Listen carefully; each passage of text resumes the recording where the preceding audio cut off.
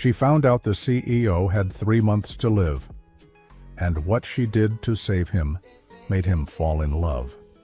They called her a gold digger, a manipulator, a woman who took advantage of a dying CEO. But what no one knew was that she was the only person on Earth who knew he had 3 months left to live. And instead of walking away, she stayed. And the man who never let anyone close her started falling in love with the one woman who refused to give up on him. Before we continue, if you enjoy touching and inspiring stories like this one, make sure to subscribe to the channel and leave a like. Now, let's get back to the story. Miss Monroe, are you implying I don't know how to read my own schedule? The room fell into a silence so sharp, it made even the assistant from the legal team freeze mid-step with her tablet half raised. Ilara's voice caught in her throat. The heat flushed up her neck before she could blink, but her hands remained calmly folded, just like she'd practiced. 12 executives stared at her from the long, polished conference table. Adrian Vale didn't raise his voice. He didn't need to. His words sliced through the air with the precision of a scalpel, and the way he stared, eyes locked, jaw tight, barely blinking, it made people forget how to breathe. "I didn't mean that, sir," Ilara replied evenly. "Just that the Tokyo merger call is set for 9 a.m. their time, not ours, which would be midnight here. The file had it reversed." A beat. Then Adrian looked away, just briefly, and tapped his pen once against the table. He never apologized, not publicly, but that tap was the closest anyone ever got to hearing, "You were right." The meeting resumed.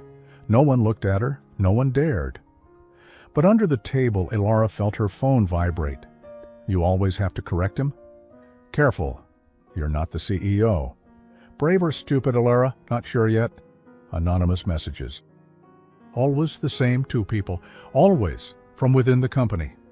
She silenced the screen and kept her gaze forward. But something shifted that day.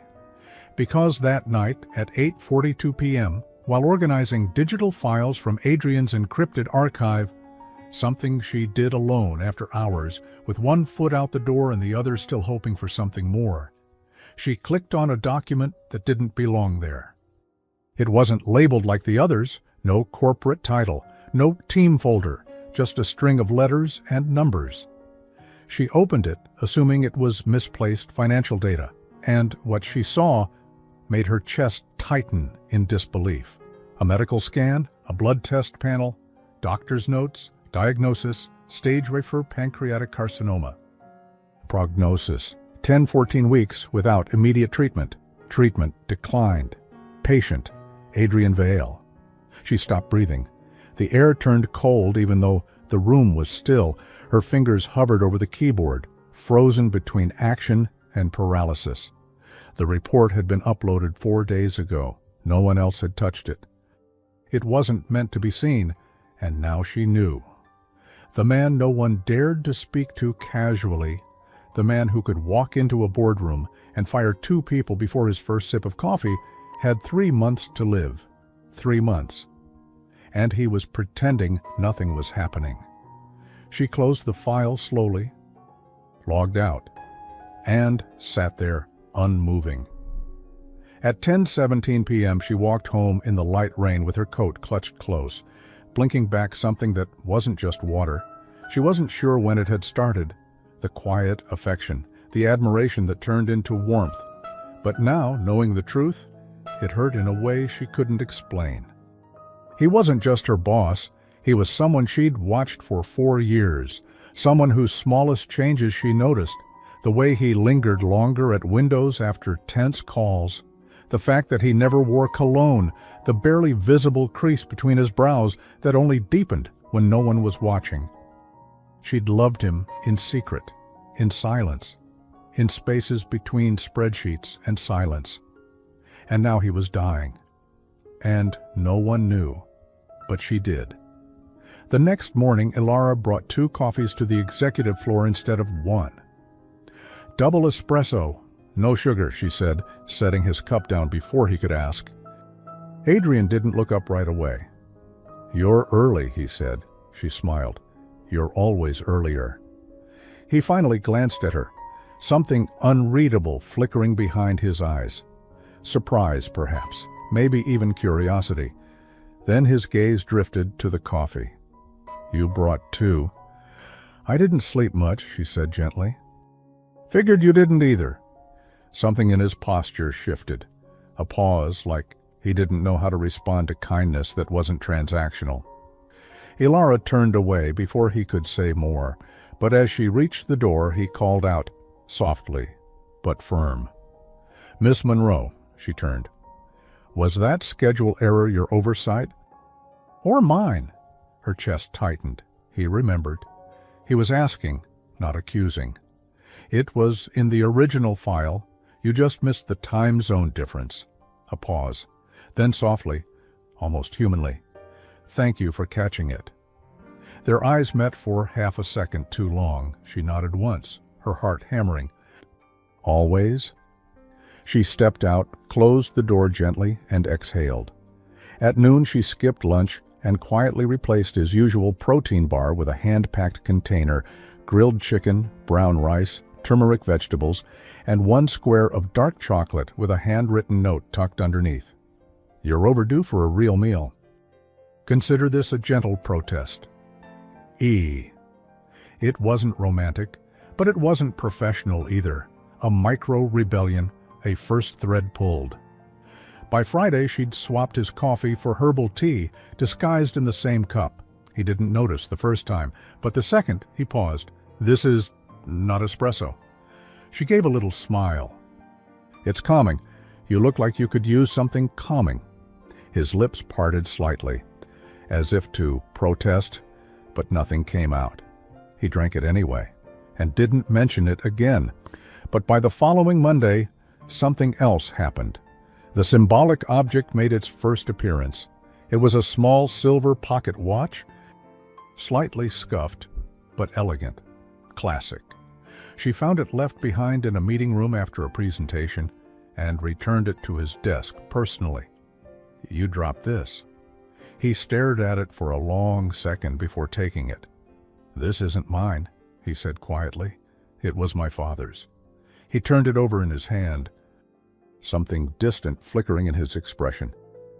"I thought I lost it years ago."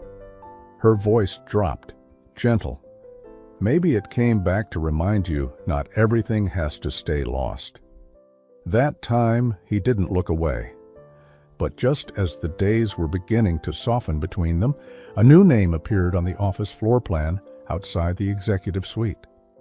Clara Vale, Public Relations Liaison, and under it, in smaller text, Special Advisor to the CEO. The woman was already inside his office when Ilara arrived, blonde, immaculate, confident. Ilara's hand stopped mid-air at the doorknob. She wasn't just any advisor, she was his ex-wife. And Ilara suddenly realized she wasn't the only one who knew. Clara Vale didn't need to raise her voice. She had that kind of presence, expensive perfume, controlled charm, and a gaze that skimmed over people, like she was pricing them in her head. Ilara watched through the glass wall, pretending to read her notes, as the woman leaned in toward Adrian, her manicured hand resting lightly on the edge of his desk. He wasn't smiling, but he wasn't pushing her away either. "Clara's back," someone whispered near the copy machine. "Thought she vanished after the divorce settlement." She did. Until now. Ilara took a slow breath and turned back to her screen, willing her face into calm. It didn't matter. She was just an assistant, nothing more. Still, she didn't know what hurt more, the sudden return of his ex-wife, or the fact that Adrian hadn't told her anything. Not that he owed her, but after last week, the watch, the tea, the way he'd thanked her, it had started to feel like something unspoken had begun. Now she wasn't so sure. At 1:13 p.m. she brought in the revised contracts for the Valencia acquisition. Clara was still perched in the corner of Adrian's office, legs crossed as if she belonged there. Adrian glanced up briefly, then gestured toward the desk. "Leave them. I'll look tonight." Clara smiled faintly. "She's very efficient, your Miss Monroe." Elara set the folder down, her voice even. I try. Clara tilted her head. You've been with Adrian long? 4 years. Oh. Her lips curved slightly. I never lasted more than 2. Adrian's jaw tightened. Elara didn't respond. She offered him a respectful nod, but not before catching a flicker of something in his expression. Regret? Annoyance? It vanished too fast, to be sure. Later that afternoon, the CFO made a mistake on a budget line. It should have landed on Adrian's desk, but Elara caught it first. She sent a quiet correction, no fanfare, and 30 minutes later, Adrian walked past her desk without a word and dropped a small bakery box beside her keyboard. No name, no note. Inside, a single almond croissant, warm, flaky, from that tiny French place 2 blocks down she loved but never splurged on. He remembered. She smiled despite herself, a micro-victory, but just as she took her first bite, an email popped up.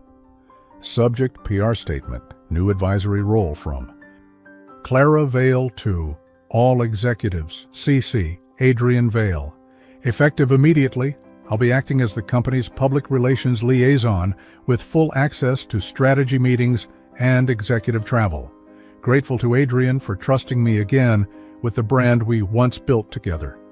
The croissant turned dry in Elara's mouth. At 5:26 p.m., she knocked softly on Adrian's office door. He looked up from his laptop.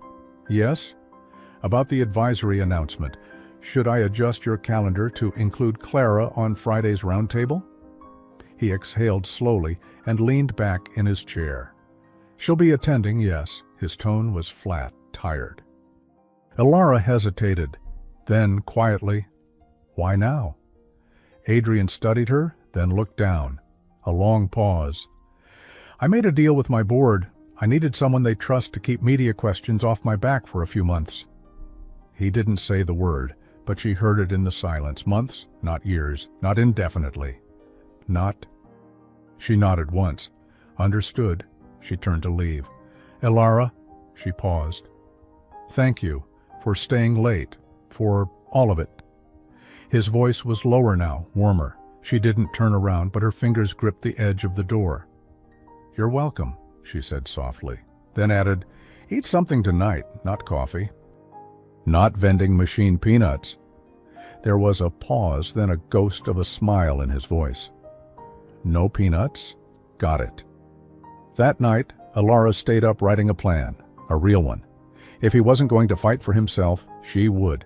She researched holistic oncologists, dietary support, sleep cycle routines, every clinical trial within 200 miles. She compiled files, printed articles, organized the data.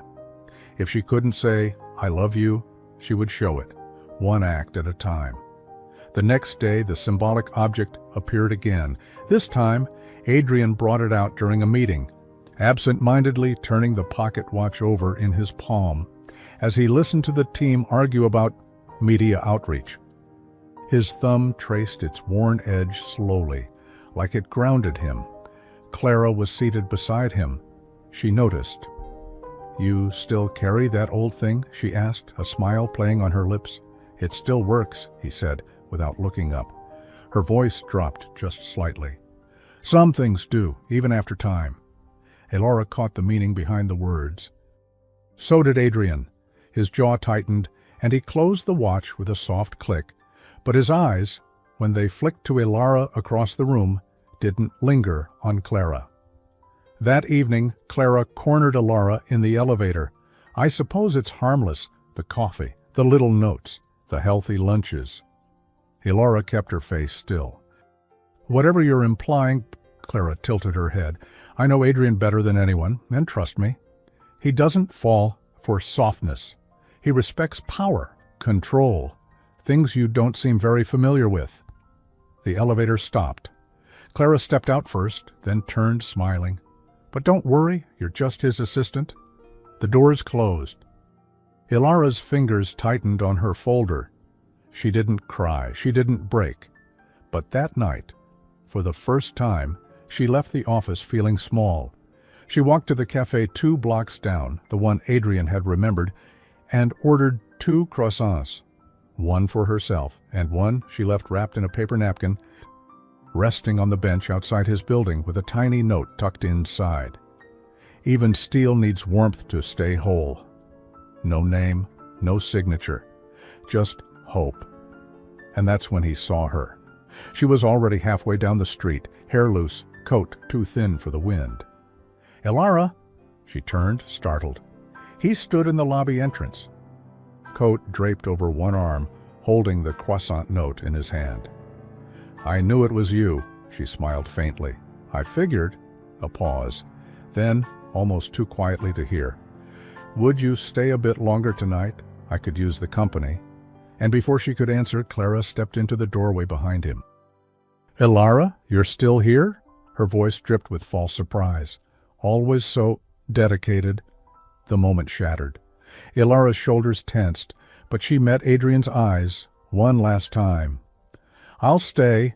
Clara blinked. Adrian turned to Elara. "Good." Then to Clara, without looking at her, "You can head home. I've got everything I need." It wasn't the marble floors, the modern art, or the piano no one played. It was the silence. Elara had never been in Adrian Vale's penthouse before, but the moment she stepped in, she realized something quickly. It didn't feel lived in, it felt managed, everything was beautiful. But nothing felt warm. He tossed his keys into a glass bowl by the door and motioned to the kitchen. "I usually just make eggs, or not even that." Elara gave him a look. "You're a billionaire, and you eat like a college student?" Adrian smiled, really smiled. For the first time, it changed his face. It made him look less like the man feared in boardrooms and more like someone real. "I used to eat better," he said, shrugging off his coat, "until I started skipping meals and stopped noticing what things tasted like." He paused. "Until you started leaving things." Her heart did something strange at that. She stepped into the kitchen like it was the most natural thing in the world. "Do you have garlic? Or anything that hasn't expired?" "I have wine," he offered. She laughed. "That's a start." 20 minutes later, they sat at the small round kitchen table, eating what she had salvaged from his sparse fridge. A humble meal of sautéed mushrooms, eggs, a bit of rice, and a glass of red wine. He watched her quietly at first, then leaned back in his chair. "You're not like the others?" "Elaborate." "You don't try to impress me." She smiled gently.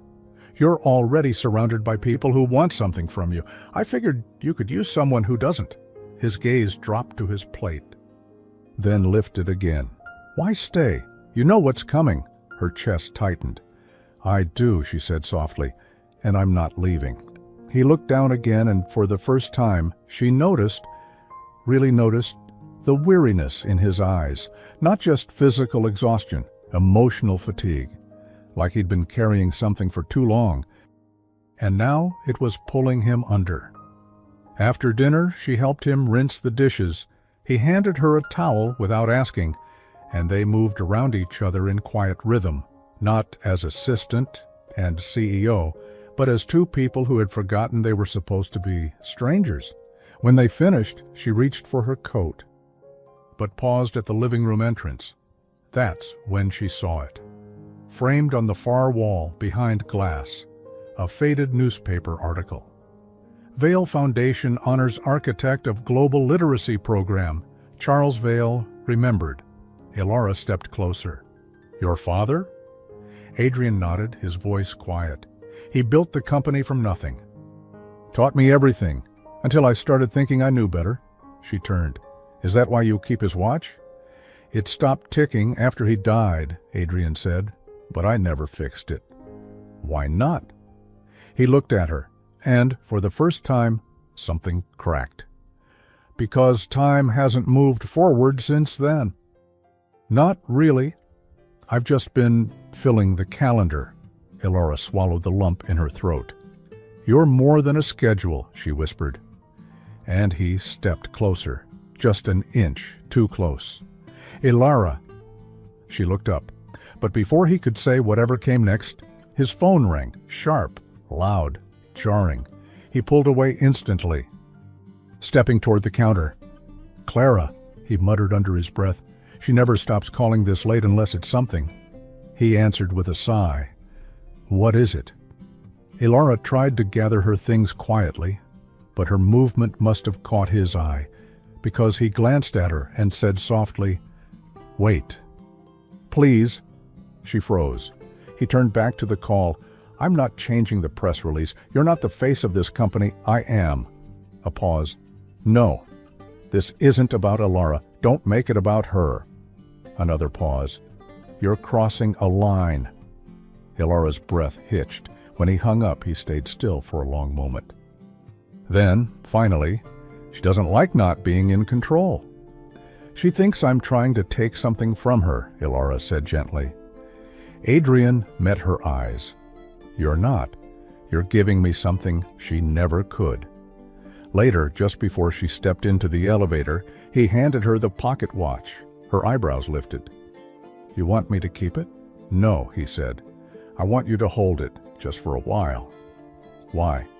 He looked down at his hands, then back at her. "Because when it's with you, it feels like time still matters." Her fingers closed around the cool silver. Her heart was racing again. But before she could answer, his phone vibrated, and this time it wasn't Clara. He glanced at the screen and went very still. Then he slowly looked up at her, all color draining from his face. "What is it?" she asked. He handed her the phone. Subject line, "Urgent. Media leak from Legal Affairs to Adrian Vale. Clara Vale." Board legal attached was a scanned image of his medical report, the one Elara had seen. Now. The world had seen it too, and she knew, immediately, what this meant. Someone had leaked the document, and only two people had ever opened that file: Adrian and her. The headline exploded across the business world before sunrise. Exclusive. Billionaire CEO Adrian Vale diagnosed with terminal illness. Insider confirms. He's refusing treatment. There was no byline, no quote.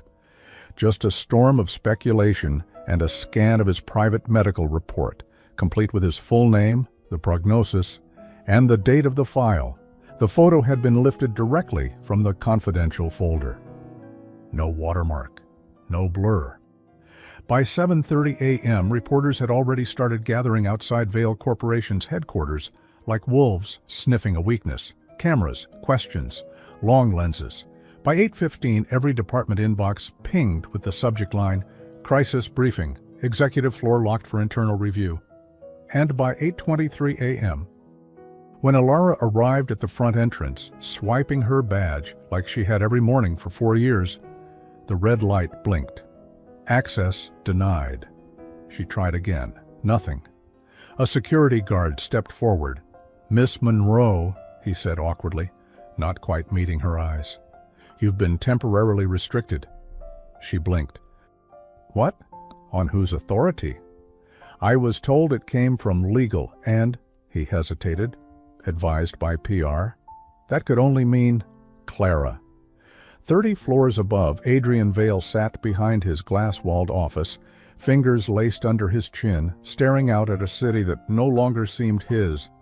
He hadn't said a word in nearly 20 minutes. The entire executive team sat in tense silence around the table. The head of PR read a summary of the article aloud. The lawyer from legal kept listing the possible consequences. The CFO asked if the board could use this as cause to remove him early. Adrian didn't respond. He just sat still, one leg crossed, his usually unreadable face now carved in stone. Then, quietly, he asked the question no one else dared to say aloud. "Who accessed the file?" Legal hesitated. "Only 2 profiles, sir." A click on the keyboard. A name appeared on the screen. Adrian Vale, Elara Monroe. The room went quiet. And in that quiet, he said nothing. Elara, meanwhile, sat on a bench 2 blocks away, the city moving around her like she didn't exist. She was still holding it, the pocket watch he'd asked her to keep the night before. Still closed, still warm from being clutched so tightly in her palm. She hadn't done it, but she knew how it looked. She had been the only one to see that file besides him. She had opened it. She had read every word. And now it was everywhere. Her personal phone vibrated. Unknown number. "We know you leaked it. You'll be hearing from HR." She didn't respond. Instead, she walked quietly down the street until she reached the tiny cafe on the corner, the one Adrian once admitted he'd never noticed until she dragged him there on a rainy Thursday. The same cafe where he first tried her absurdly complicated herbal tea and grimaced. "You drink this when you're not even sick?" he'd teased. Now she sat at the same table, alone, and ordered a bowl of chicken and rice soup. Simple, warm, comforting in the way only humble food could be. The woman behind the counter, Miriam, an older Filipina who'd worked there for years, brought it over herself. "You okay, sweetheart?" she asked gently. Ilara forced a small smile. "It's just been a long morning." Miriam touched her shoulder. "Eat slow. Soup only works if you respect it." After lunch, Ilara pulled out a worn notebook from her bag. The one she used to keep notes on Adrian's calendar, favorite meals, sleep habits, and reminders he never saw. But now she flipped to a blank page and wrote him a letter. She didn't beg. She didn't explain. She just told the truth. How she found the report. How her heart broke quietly in that moment. How every meal, every gentle nudge, every stubborn herbal tea had been her way of holding on to him, of hoping he'd choose to fight. Not because he owed it to the board, but because someone still saw something worth saving. When she was done, she folded the page carefully and wrapped the pocket watch inside it. Then wrote his name on the envelope. A. Vale. She handed it to Miriam with a quiet request. "If someone in a suit with tired eyes comes by, give him this." Miriam just nodded. "The serious one, you got it?" At 4:07 p.m., a man in a charcoal suit walked into the cafe, hair unkempt, face unreadable. "Looking for a woman named Monroe," he murmured. Miriam didn't even blink. She handed him the envelope. "Came by hours ago, said you'd come." He walked outside, sat down on the same bench where Ilara had eaten earlier, and opened the letter. When he saw the pocket watch fall into his hand, he froze. He read every word, then read them again. When he looked up, something in his chest cracked. He pulled out his phone, paused, then he didn't call her. Inside Vale HQ, Clara was already holding a crisis meeting without him. "We need to issue a statement," she said briskly. "Deny the accuracy of the report. Spin it as a leak from a hospital intern. We can't have rumors spreading that our CEO is medically compromised." "We're not denying it," Adrian said as he walked in. Every head turned. His voice was calm, steady, but his eyes looked like someone who had already crossed a line he could never return from. Clara narrowed her gaze. "You'll ruin the company." He looked at her. "No. You already tried that when you made it about power, when you made it about you." She leaned forward. "And what did she make it about, Adrian? Pity? Attention? You think this was love?" He stared her down. "No," he said. "I think it was dignity. Something I lost, and something she tried to give back." He left the room without waiting for approval. By 6:50 p.m. he was outside the cafe again, but she wasn't there. He paced. He asked around, and then Miriam handed him a second note, one Ilara had left just in case. It was a drawing of the pocket watch, set to 7:30. Under it, in her handwriting, "That's when I'll stop waiting. No signature, just a time." And a silent ultimatum. He didn't wait. He ran. At 7:29 p.m., Ilara stood alone by the riverside, just down from the old stone bench where he once told her that his life had been frozen since his father's death. The sky was lavender. Cold wind brushed her hair back. She was already turning to leave. "Ilara!" She stopped, halfway through her turn, halfway to leaving. The wind lifted strands of her hair as she turned back toward the voice she had told herself she might never hear again. Adrian was running.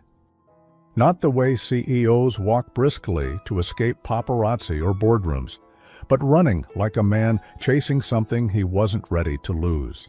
His coat flapped open behind him, his chest rose and fell. And when he finally stopped a few feet from her, his eyes were filled with something she had never seen in them before. Fear, not fear of death, fear of her leaving. "I didn't," he panted. "I didn't think you'd actually go." "I didn't think you'd come," she replied. Their words hung between them, trembling like a tightrope. Behind them, the city murmured on, taxis, distant horns, the buzz of a river that never stopped moving forward. "You think I leaked it," she said finally. His breath caught. She held his gaze, steady, raw. "You didn't say it, but you didn't call. You let me walk away." He looked down. "Because for one horrible second, I wasn't sure." Laura's jaw tensed, but she said nothing. "I'm sorry," he added quietly. "I wanted so badly to believe it wasn't you, but everything pointed to you, and I—" "You hesitated," she finished for him. "That's what hurts the most. Not the leak, not the article, just the hesitation." A long silence. Then he stepped forward slower now, not running, not chasing, just moving closer. "I read your letter," he said, "twice. Did you believe it?" "I believe," he said, "that no one's ever looked at me the way you do, not out of fear, not for what I can give them, but like I'm worth saving, even if I don't want to be." Her voice softened. "I do. I know," he said, "and I'm sorry I forgot that when it mattered most." He reached into his pocket and pulled out the silver pocket watch, the same one he'd left with her days ago. But now it was ticking again. "You fixed it?" she asked. "I had it repaired this morning," he said. "Thought it might be time to stop pretending my life ended with my father's." She blinked. "Adrian, I've wasted so much time hiding behind numbers and deals and quarterly reports," he said. "And then you came in with turmeric vegetables and no-nonsense tea, and suddenly I started wondering if time could mean something again." He placed the watch in her hands. "It ticks now," he said, "just like I do. Still flawed, but still alive." She held it gently, like something sacred. "It's not just time you're afraid of," she said. He nodded once. "It's dying with regret, knowing I pushed everyone away before I ever gave them a chance." "You gave me a chance," she whispered. He stepped closer, so close now that she could feel the warmth of him in the November air. "I'm still sick," he said, "still dying. I haven't changed that." "You have," she said. "You let someone in. And then, finally," she touched his face. Lightly, like asking permission. He closed his eyes. When he opened them again, they were softer than she'd ever seen. "Stay," he said. "Not as my assistant, not as an obligation. Just stay, for as long as I have." She gave him a teary smile. "You're ridiculous." "I know, because I was never staying for your title." "Adrian," she leaned in, "I was always staying for you." They didn't kiss, not yet. But when he pulled her into an embrace, it wasn't stiff or cautious. It was full-bodied, desperate in a quiet, grateful way, like holding on to the one thing he hadn't ruined. And Alara, who had carried him through boardrooms and dinner schedules and now this, let herself be held. Because sometimes the strongest thing a person can do is lean back. Later, as the city lights flickered on like stars deciding to return, Adrian walked her home. No driver, no press, no security, just him, just her. Just silence that didn't feel empty anymore. They stopped at her front door, neither quite ready to say goodnight. "I don't know what happens next," he admitted. "That makes two of us," she said. "But for the first time in years," he added, "I'm not afraid of the unknown." She smiled. "You don't need to have the end figured out, Adrian. You just need to decide what kind of story you want it to be." He tilted his head. "What kind is this?" She looked down, thoughtful. "Maybe," she said, "a love story disguised as a second chance." He took a deep breath. "Can I see you tomorrow?" "You'll have to earn it." How? Start by eating something green, and not from a vending machine, he chuckled. Bossy, you need someone to be. As she turned to go inside, he added, Elara. She paused. His voice dropped. A vulnerable softness that almost broke her. Thank you for not giving up on me, even when I made it easy to. She didn't say anything. She just reached for his hand and squeezed it once, then went inside. Back at his penthouse, Adrian opened the fridge and pulled out the only thing left that reminded him of her.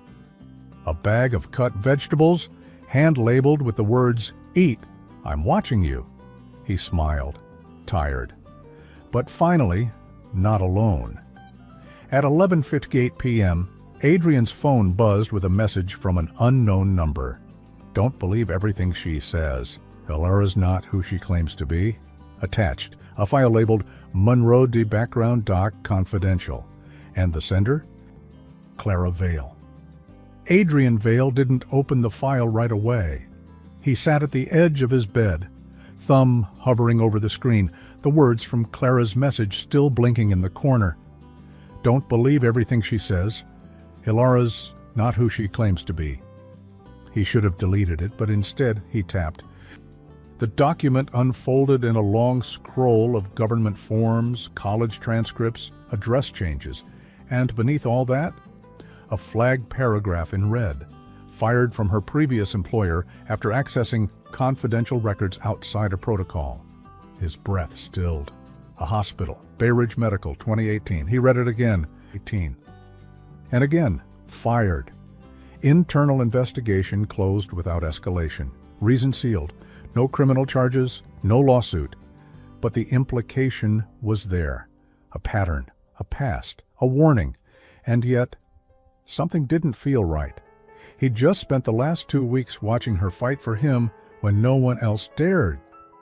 He'd seen her slip vitamin packets into his bag, bring him teas that smelled like strange flowers, handwrite notes with ridiculous affirmations like, still alive? Good. Drink water. Was it all just some strange need to insert herself into broken men? Or was there something deeper behind what Clara was trying to drag into the light? The next morning, Elara woke to a call she didn't expect, not from Adrian, from her sister, Nora, in Maine. Elara, did you see the new article? Elara rubbed her eyes, her voice hoarse. What article? The one questioning your termination from Bay Ridge. Someone leaked a hospital report. There's a forum dragging your name through it. It's starting to trend. Her stomach dropped. Nora's voice softened. Are you okay? I'm fine, Elara lied. Was it true? No, she said quickly. Not the way they're painting it. Nora hesitated. Then maybe it's time you tell someone what really happened. I can't. Elara, if I tell him now, she said, staring at the sunlight crawling across her floor, it'll sound like a cover-up. A long pause. You love him, don't you? Nora asked gently. Elara closed her eyes. Yes, she whispered, and I don't want to lose him over something I did for the right reason. Back at Vale Corp, the atmosphere was even colder than usual. The board had called an emergency session. Clara was already there, heels tapping as she paced in front of a screen displaying Elara's old personnel file. Sanitized, legal, dangerous. She accessed private oncology research records while working at Bay Ridge, Clara said to the board, without authorization. And now she's done it again, once with medical data, once with a CEO. I don't believe in coincidence. No one spoke. Then Adrian stepped into the room. Then it's a good thing your belief system isn't policy. The board turned. Clara froze. You read the file. I did. And? I also read the letter Elara left when she thought I'd never speak to her again. He walked to the screen. Tapped it once. You're showing the data, but you're not showing the context. She accessed private files. It's all there. And did you wonder why someone would risk their entire career to open one? Clara stiffened. That's not the point. It's the only point that matters, Adrian said, eyes locked on hers. Because Elara Monroe isn't careless. She's principled. which is more than I can say for the person trying to use her past to cover their own betrayal. Clara went still. The room fell silent. Then one of the board members cleared their throat. Should we remove her from the internal review process? Adrian didn't blink. Effective immediately. Clara didn't fight it. She just smiled faintly and walked out, the click of her heels echoing down the hallway, like a clock winding down. Later that evening, Adrian waited outside Ilara's apartment building with 2 cups of warm lentil soup in a paper bag and a bag of oranges tucked under his arm. She opened the door, surprised. "You?" "Me," he said. "You're holding soup." "I Googled what people bring when they screw up." She raised an eyebrow. "And oranges?" she asked. "That was less clear, but I figured you'd approve of vitamin C." She stepped aside to let him in. They sat cross-legged on the floor, bowls in hand, a blanket thrown between them. "I saw the file," he said gently. She didn't look at him. "I figured. You accessed records at a hospital. It got you fired. Why?" She exhaled slowly.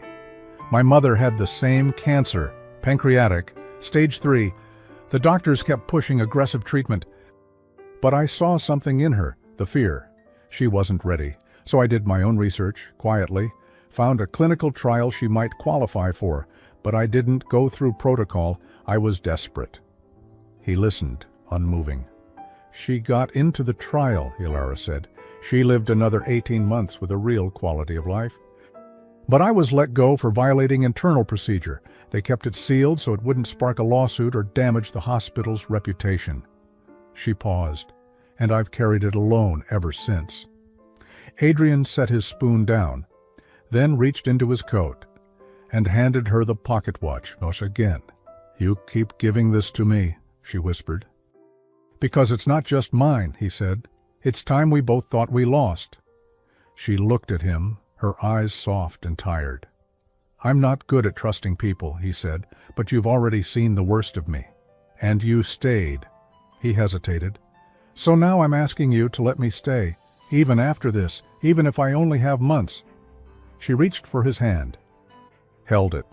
"I don't want your months, Adrian," she said. "I want your mornings, your boring Wednesdays, your half-eaten breakfasts. I want the time that still belongs to us, however much there is." His voice cracked. "Then it's yours." They sat quietly, sipping soup, their hands still clasped. A soft knock interrupted the moment. She looked at him. "I wasn't expecting anyone." Adrian stood slowly, cautious, opened the door, and froze. In the hallway stood a small girl, maybe 7 years old, holding a tiny velvet box in her hands. "Ilara Monroe?" the girl asked timidly. Ilara appeared behind Adrian. "Yes?" "She told me to give you this." "Who?" the girl shrugged. "The lady with the red scarf." Ilara took the box. Inside, tucked into satin, was the key to an old hospital records room, her old badge clipped to a note that read, "You're not done paying for what you stole. Not yet." The box sat open between them on the coffee table. Ilara's fingers hovered over the small velvet square, the metal badge inside gleaming under the kitchen light.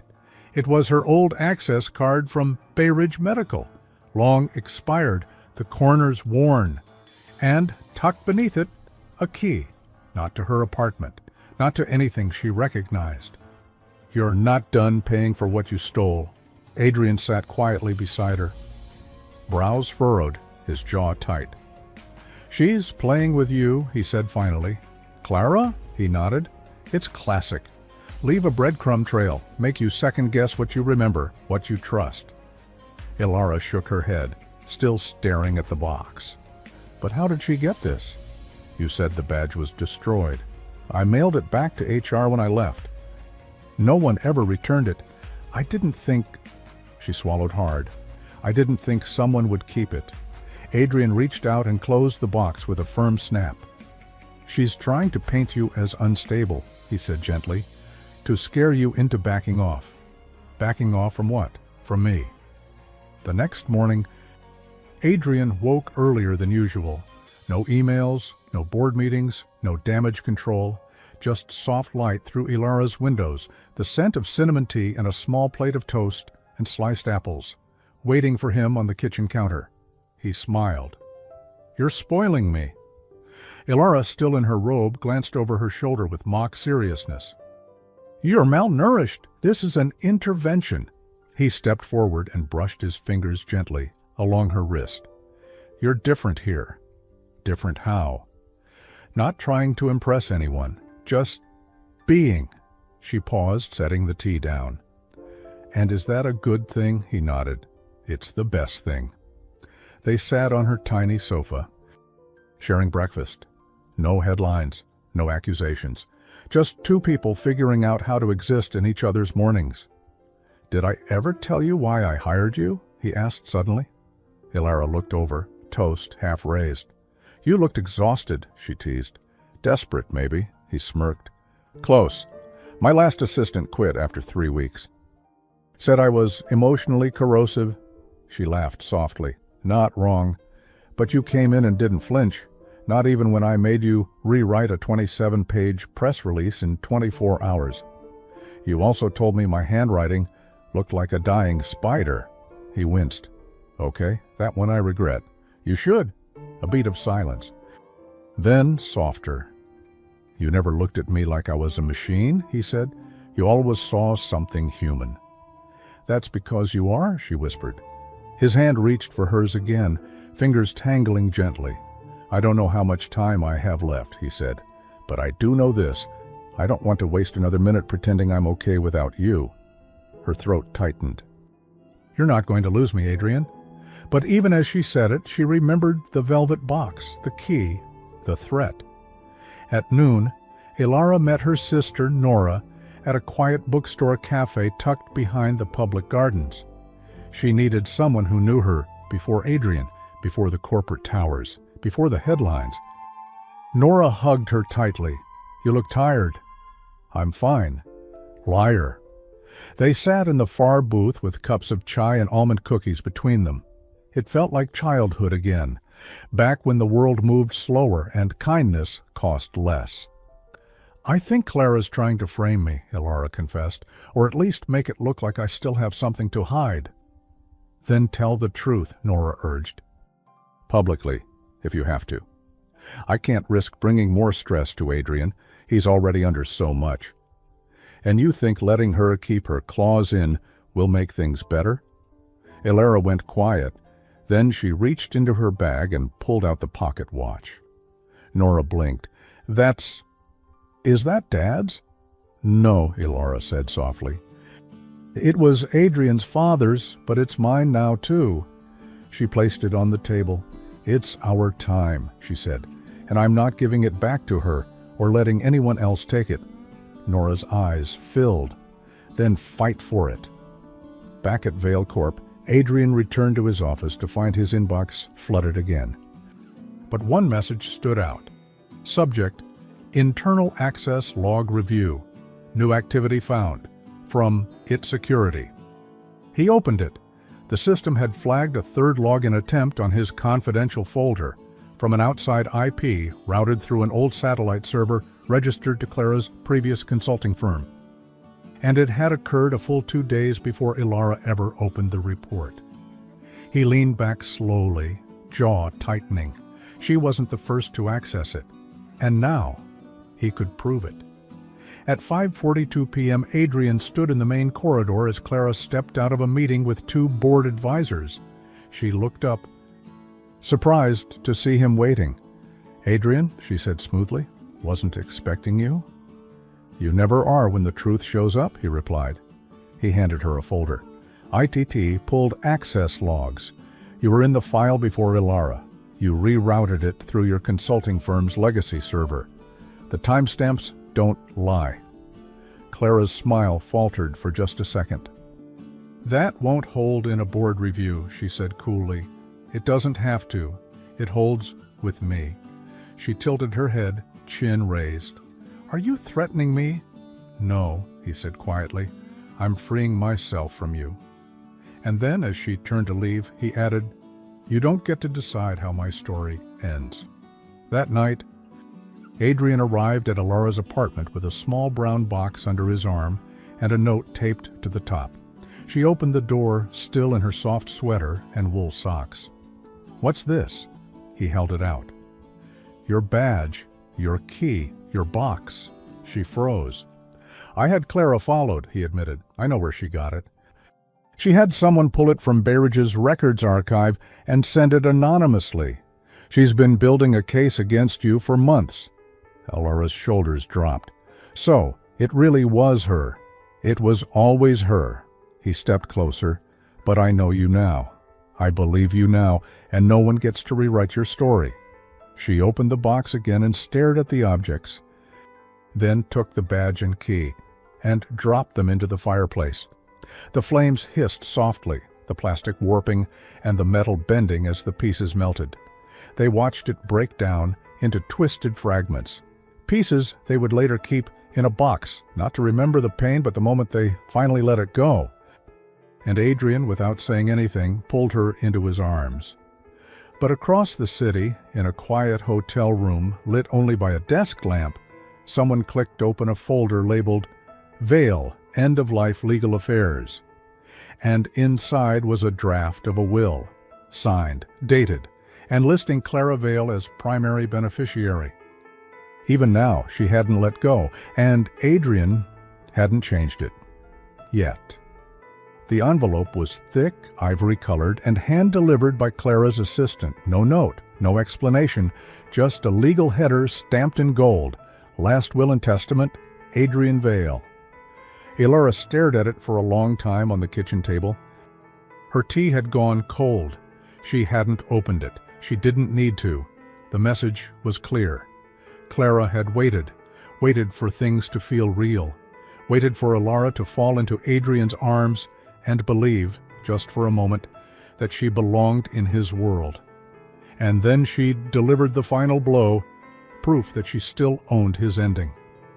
"I never meant to leave it like that," Adrian said hours later, eyes heavy as he read through the document in the dim glow of Alara's desk lamp.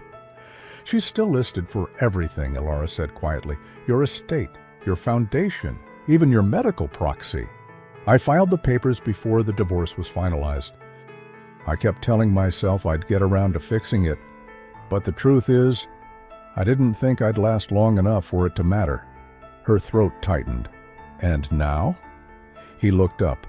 "Now it matters more than anything." They went together the next morning to Adrian's legal team, a cold modern office downtown where the receptionist knew him by name, but stared at Alara like a misfiled document. Adrian stood slowly, careful. His body was steadier today, but still fragile in ways he tried to hide, helped along by mild painkillers and a doctor's warning not to push too hard. The lawyer was efficient, expressionless. "Yes, Mr. Vale, we'll revise the document today, but you'll need to finalize the new beneficiaries, establish power of attorney, and designate a health proxy." He looked at Alara.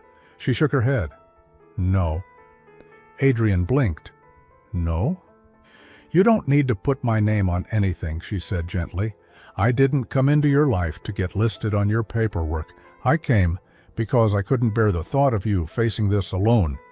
He stared at her for a long moment, then turned back to the lawyer. "Remove Clara from everything," he said. "Appoint the board as secondary trustees. As for my medical decisions—" He paused, then smiled faintly. "Leave that blank for now. I plan to be around long enough to decide for myself." That night, Adrian didn't go home. He came back to Alara's apartment with a brown paper bag full of fresh bread, garlic soup, and a ridiculous amount of oranges. "You're obsessed with citrus lately," Alara teased as she folded the couch blankets.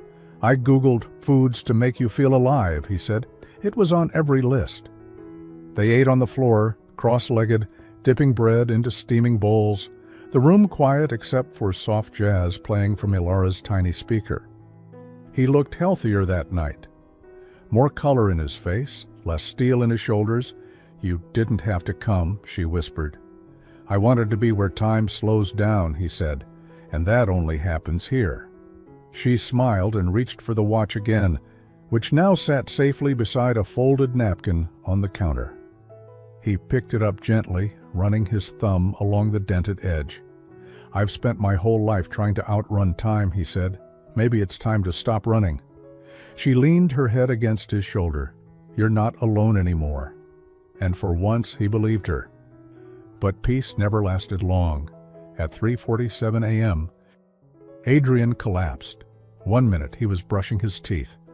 The next, Elara heard a thud, followed by the unmistakable sound of glass breaking. She ran barefoot into the bathroom. He was on the floor, eyes open but distant, sweat clinging to his forehead. "Elara," he whispered, "don't call the hospital." She grabbed his face gently. "You're burning up. Your skin's ice cold. I'm calling emergency." "No." "Adrian." His eyes fluttered shut. She didn't argue again. She called. By the time the ambulance arrived, he was conscious but barely speaking.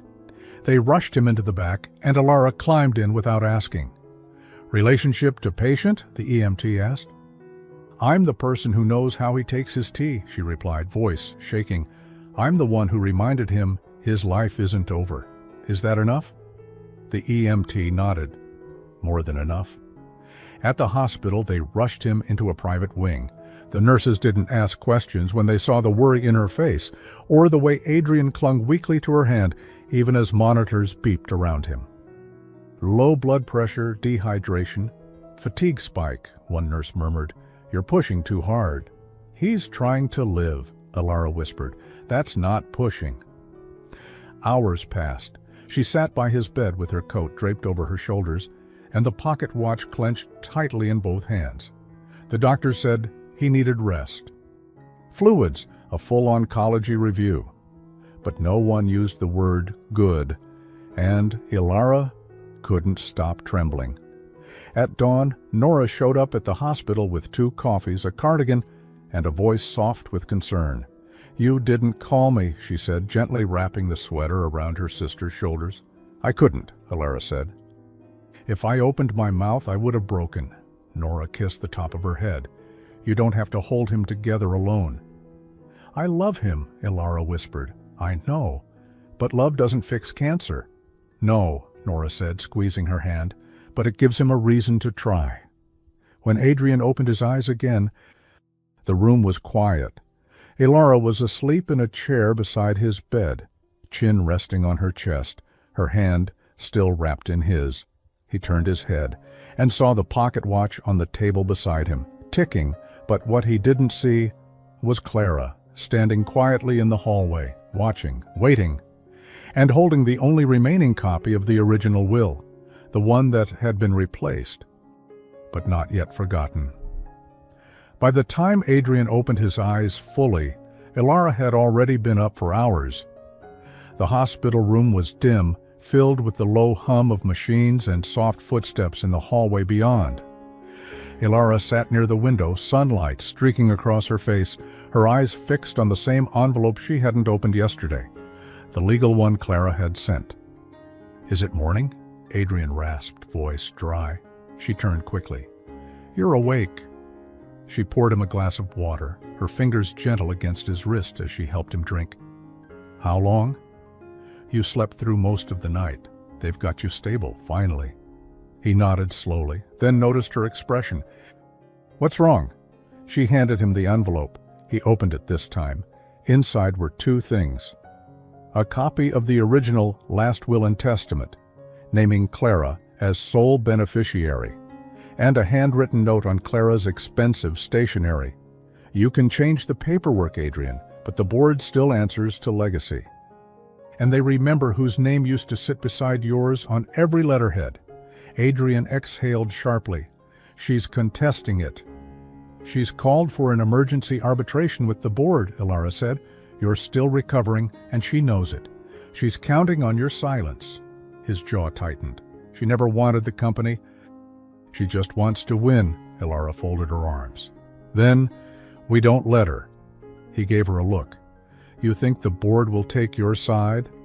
"I don't know," she admitted, But I do know they've never seen you fight for anything that wasn't numbers. And I think it's time they see the man behind the company." She paused. Then said softly, "And the woman he chose to stand beside him." 2 hours later, Adrian's legal advisor arrived at the hospital with a suit bag, a pen, and a warning.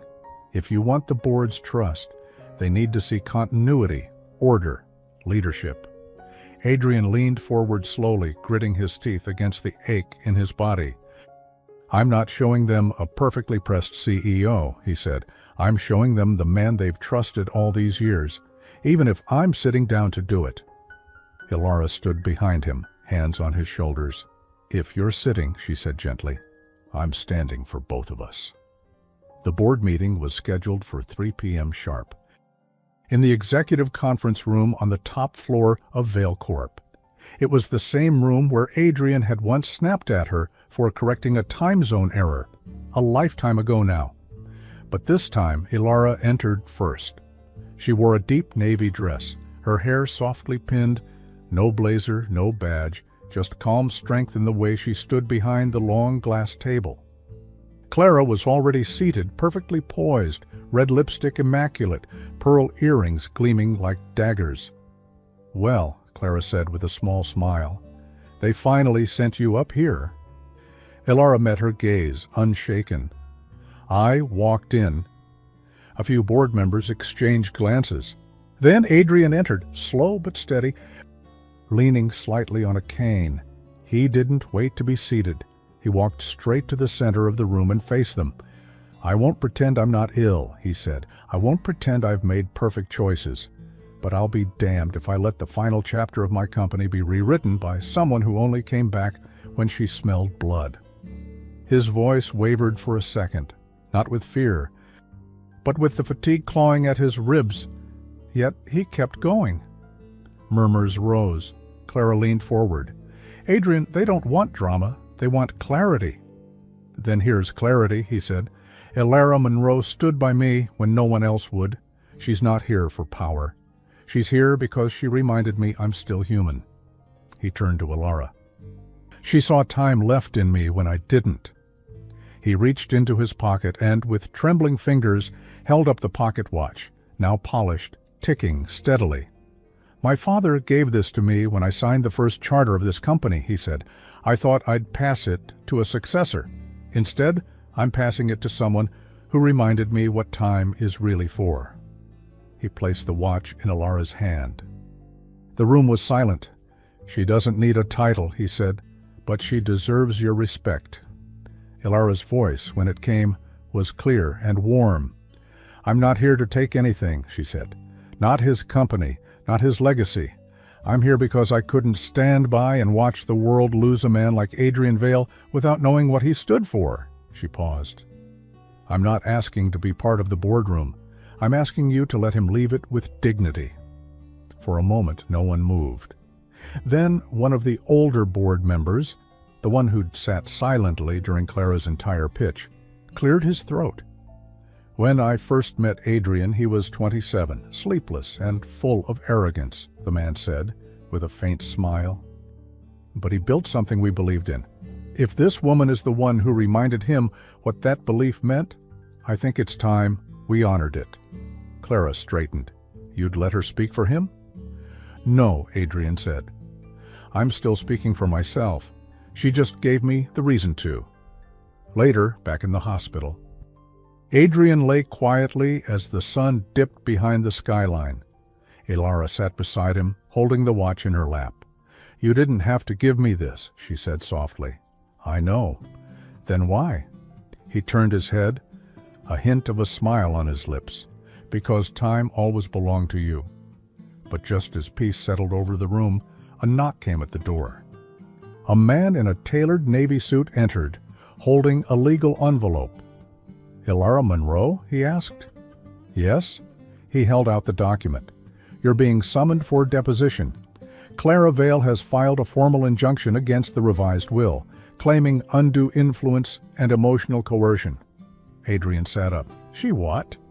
Ilara took the paper, hands shaking. "She's accusing you," the man added, of manipulating a dying man into changing his legacy. The building wasn't a courtroom. It didn't need to be. Inside the private arbitration suite of Vail Corporation's legal wing, it looked more like a conference room with better coffee and worse consequences. Adrian was pale but dressed sharp, a soft gray sweater under a black blazer, no tie, no apology. He walked slowly, cane tapping against the stone floor. Every step cost him a little more than he let on, but determination held him upright where strength didn't. Elara stayed just behind him, her fingers curled tightly around the leather strap of her bag, and the envelope containing everything he'd asked her to bring. Clara was already seated. Pearl earrings, deep red lipstick, a face painted for victory. The moderator, a legal arbitrator named Mr. Denton, opened the meeting with the usual string of formalities. This session is to determine the validity of Mr. Vail's revised estate plan following a challenge from Ms. Clara Vail, citing undue influence and emotional coercion. Elara's stomach twisted. Clara's lawyer stood. We contend that Ms. Monroe leveraged Mr. Vail's medical vulnerability and declining cognition to pressure him into altering the distribution of his assets and his corporate succession plans. We also have records indicating Ms. Monroe has a prior history of protocol violations while in medical environments, suggesting a pattern of boundary crossing. Elara didn't flinch. She met Clara's eyes, and Clara smiled, ever so faintly. Ms. Monroe, Denton said, turning, do you have a response? Elara stood. Voice calm, shoulders square. I have never asked for a single cent from Adrian Vail, she said. I've never asked for a title, a power seat, or a signature. She paused, letting her gaze move to Adrian. All I ever wanted was for him to remember that he was still a man, not just a name on a glass tower. I didn't save his life for profit. I fought for it because it mattered. Murmurs rippled. She continued, when I walked into this company 4 years ago, I saw someone brilliant and broken. Everyone else saw control. I saw someone who hadn't forgiven himself for surviving when someone he loved didn't. She reached into her bag and held up the pocket watch. This belonged to his father. It didn't tell time anymore, not properly. It doesn't need to, because it's not about time kept. It's about time remembered. She looked at Clara. You can't erase the time I spent with him, and you can't scare me out of the truth. Then she sat down. There was a long pause. Then Adrian rose, slowly. He didn't look at Clara, not yet. I spent the better part of my life building an empire so tall I couldn't see the people at the bottom anymore, he said. That includes myself. He turned to Denton, and then the board. I'm dying, he said plainly. Here, You all know that, no one spoke. But I am not delusional, I am not confused. And I am certain that if I had died 3 months ago, the only thing I would have regretted was never letting Elara Monroe show me what living felt like. Clara stiffened. I didn't change my will because I was coerced. I changed it because I finally remembered what my father taught me. Legacy is not about control. It's about character. He turned finally to Clara. You were once a part of my story, but Elara is part of my peace. The hearing recessed for deliberation.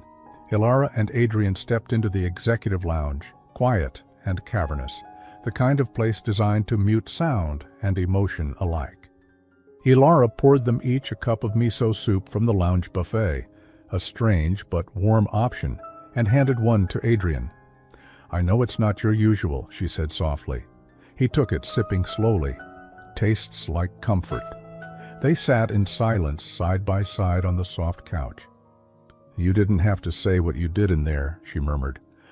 I did, he said, because it was the truth. He reached over, slid something into her hand, the pocket watch, again. But this time, he added, it's yours, for real. She looked at him, eyes glossy.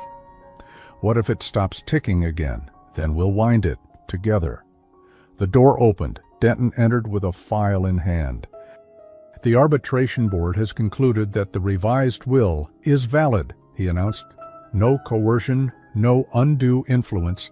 All documents stand as filed. Ilara didn't breathe for a second, then exhaled. Clara stood slowly in the distance, her expression unreadable, except for the fire behind her eyes. "This isn't over," she said under her breath, as she passed Ilara in the corridor. Ilara didn't answer her. She didn't need to. She had already won. Later that evening, they returned to Adrian's penthouse. The apartment felt warmer now, not because of the heating, but because it finally felt lived in. Photos had appeared, candles half burned, books dog-eared on the kitchen counter. Ilara sat on the couch as Adrian stood looking out over the city. Then, suddenly, he swayed, just for a second, but enough. "Ilara," he whispered. She was on her feet in an instant. "Adrian?" He reached for the table, gripping the edge. "I'm fine," he said, but he wasn't. His color faded. His lips trembled. She steadied him, guided him to sit. "You need to rest," she whispered. "I don't want to rest," he said. "I want to live." "You are." "No," he said, eyes shining. "I want more. I want to fight. I want to see what 3 months can become if I don't waste it being afraid." She brushed the hair from his forehead. "Then say it." He looked at her and said with trembling conviction, "I choose treatment." But in another part of the city, Clara stood in front of a corporate news camera, red lips, pearl earrings, legal documents in hand. "Tonight," she said, "I speak not just as a former executive, but as someone who knew Adrian Vale better than most. What's happening inside that company now? It's not legacy, it's manipulation." She held up a photo, a private one, of Ilara, in Adrian's bedroom, helping him undress, blurred, but damning enough. "This is what the new face of Vale Corporation looks like," Clara said coldly, and the screen faded to black. The photo Clara leaked was blurry, taken at night, and completely out of context. But context didn't matter to tabloids. By morning, the headline had made the rounds. "CEO's assistant or secret lover, Ilara Monroe in scandalous photo with terminal boss." At the center of it all, a half-lit moment. Adrian pale and weak. Ilara helping him change clothes, her hand brushing the edge of his shirt. No kiss. No intimacy. But enough for the world to make its assumptions. Clara had always been precise with her poison. And yet, it didn't work. Not this time. Because that same morning, Adrian made a statement. He appeared live, seated in his own office, wearing a soft sweater and no tie. His hair had lost its perfect style. His voice carried the rasp of someone who'd weathered too many long nights. But his eyes were clear. "My name is Adrian Vale," he said, "and I am dying." He paused. "But not today." He took a slow breath. "The photo you've seen is real. The woman in it is Ilara Monroe. She is not my employee, not anymore. She is the reason I chose to fight for my life." No emotion, no apology, just truth. "She didn't manipulate me. She saved me." Clara did not respond. By the end of the week, she'd quietly withdrawn her injunction, closed her consulting firm, and canceled her press appearances. There was no dramatic takedown, no courtroom shouting, just silence. Sometimes the loudest defeat is the one where no one looks back. Adrian began treatment later that month, not with aggressive chemotherapy, but with a balanced, integrative approach. A clinical trial, dietary support, physical therapy, and structured rest. He hated every minute of it, but he showed up every single day. And Ilara was there. Not hovering, not fussing, just present. The way only someone who had once walked through fire knew how to be. She didn't save him. She stood beside him while he saved himself. One morning, he woke to find a small square box on the tray beside his bed. Inside, a worn leather band, carefully sewn to the back of the silver pocket watch. Ilara had turned it into a wristwatch, with a note, "So you'll never have to forget what time it is again." He wore it every day. By the second month, his scans improved. Not miraculously, just slightly. Just enough to show that his body had decided not to give up yet. By the third, his voice had grown stronger, his eyes brighter, and his steps, slow, careful but steady, began to carry him back into the world. On the final day of the third month, a date they'd once feared, Adrian and Ilara didn't spend it in a hospital, or a boardroom, or a legal office. They spent it in the park, on a checkered blanket, with a thermos of tea, a basket of bread, and soup she'd made from scratch. They sat quietly, sharing the sun, listening to the wind carry conversations from other people's lives. Adrian rested his head against her shoulder. He was still tired easily. The treatment hadn't changed that, but the light in his eyes was stronger than it had been in months. 3 months ago, he murmured. I thought this was my ending. She smiled. It was. He looked up. The ending of the man who gave up. She turned her face to his. So, what now? He reached into his jacket and pulled out the pocket watch, now ticking softly from his wrist. Now we count forward. Later that night, they stood by the window of his penthouse, looking out over a city that, for once, wasn't asking anything of him. She handed him a mug of warm tea. He didn't say thank you. He didn't need to. He just held it and her hand at the same time. In a small wooden box on the shelf sat everything Clara once used as weapons. Old copies of the will, her media campaign notes, the badge from Ilara's hospital job, burned and half melted at the edges. They kept the box, not to remember the pain, but to remember what they came back from. It had been exactly 3 months and 11 days since Adrian had said the words, "I'm dying." Now he stood in front of an open window, morning breeze brushing his hair, with no IVs, no oxygen tanks, no machines. The pocket watch, now strapped to his wrist, ticked softly, steady, rhythmic, alive, just like him. Did Dr. Morales call? Ilara asked from the kitchen, turning with a dish towel in her hand, her smile half hidden, as if she didn't dare let it out yet. Adrian nodded. He did. She paused. And? He walked closer, slower than most men, but steadier than he'd been in months. Some days were still a battle, and his body reminded him of that in quiet aches. But today, hope carried him farther than strength alone. He no longer used the cane, not because he couldn't, but because he didn't need it right now. He placed a folded envelope on the kitchen table beside the cup of coffee she'd made just the way he liked. The scans look better than expected, he said, voice firm. Much better. She blinked and her hand went to her mouth. They believe the cancer's under control. And with the new protocol, I could live for years. Years, she whispered, her voice cracking. Years. She dropped into the chair behind her, laughing and crying at once, the kind of laugh that only comes when the storm finally passes. He knelt beside her, not caring about the pressure in his knees. You stayed with me when all I had was borrowed time, Ilara, he said. Now that I have time to spare, I want to spend every minute of it with you. She let out a shaky breath. Is that a proposal? He smiled. That was the introduction. He pulled a small velvet box from his pocket, old, worn, soft at the corners. Inside was not a diamond. It was the winding pin from his father's pocket watch, polished and reshaped into a smooth silver band. Simple, weightless, timeless. It's not gold, it has no gemstone, but it holds every second we've lived so far. He looked up. Ilara Monroe, will you keep spending your days with me officially? Will you be my wife?